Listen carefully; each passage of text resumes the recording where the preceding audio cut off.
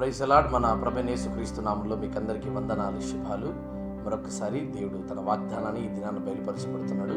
యెహెజ్కేలు గ్రంథము 36వ అధ్యాయము 11వ వచనం. మునపటి కంటే అధికమైన మేలు నీకు కలుగజేసేదను. దేవుని బిడ్డలారా, దేవుని వాక్యం తెలియజేస్తా ఉంది. మునపటి కంటే ఇప్పుడు నీకు అధికమైన మేలులు దయచేసేవాడిగా దేవుడి దినాన ఆశీర్వదించబోతున్నాడు. దేవుని బిడ్డలారా, ఇంతవరకు చాలని బట్టి ఆశీర్వాదాలతో ఉన్నావేమో.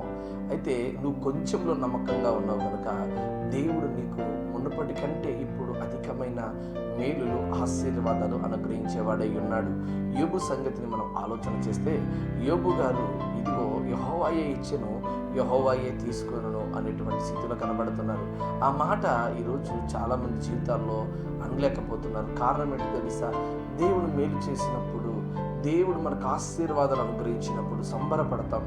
అదే దేవుడు కనుక మన జీవితాల్లో శ్రమలు పెడితే, ప్రభు లేడండి, నిజంగా అన్యాయస్తుడండి ప్రభుది మీద నిందలు పెట్టేవారిగా ఉన్నాం. అయితే ఈ దిన దేవుని వాగ్దానం ఏమిటంటే, మునుపు చూసిన వాటికంటే అత్యధికమైనటువంటి మేలులు నా దేవుడు చేయబోతున్నాడు ఈ యొక్క నెలలో. కనుక ఈ దినాన ప్రభునందు మనం విశ్వాసం ఉంచడం నేర్చుకోవాలి. యోబు గారు చూడండి, తన యథార్థతను వదలలేదండి.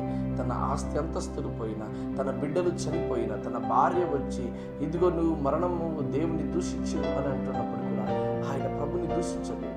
తన స్నేహితులు కూడా ఎంతగా మాట్లాడినప్పుడు ఆయన ఒక్క మాట కూడా మాట్లాడు. ఎందుకంటే ఆయనకు తెలుసు, ఆయన నమ్ముకున్నటువంటి దేవుడు మేలు చేసేవాడే కానీ కీడు చేయనటువంటి వాడు కాదు. దేవుని బిడ్డలారా, ఆయన అపకారం చేసిన వారికి కూడా ప్రభు మేలు చేసిన వాడిగా ఉన్నాడంట. ఈరోజు చూడండి, యేసుక్రీస్తు ప్రభు వారిని పట్టుకోవడానికి వచ్చినటువంటి ఒక సైనికుడు యేసయ్య మీద చేయి చంపడానికి వస్తే పేతురు కత్తి తీసి ఆయన చెవిని తెగ నరుకుతాడు. అతని పేరే మల్కు. అయితే అతని చెవిని నరికినప్పుడు, ఇదిగో నాకు కీడు చేయడానికి వచ్చినటువంటి నీకు నేను మేలు చేయను అనలేదండి.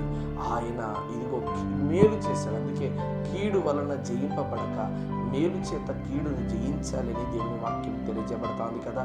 ఈరోజు దేవుడు మునుపు చూసిన దానికంటే అత్యధికమైన మేలులు ఈ దినాన దేవుడు నీకు దయచేయబోతున్నాడు.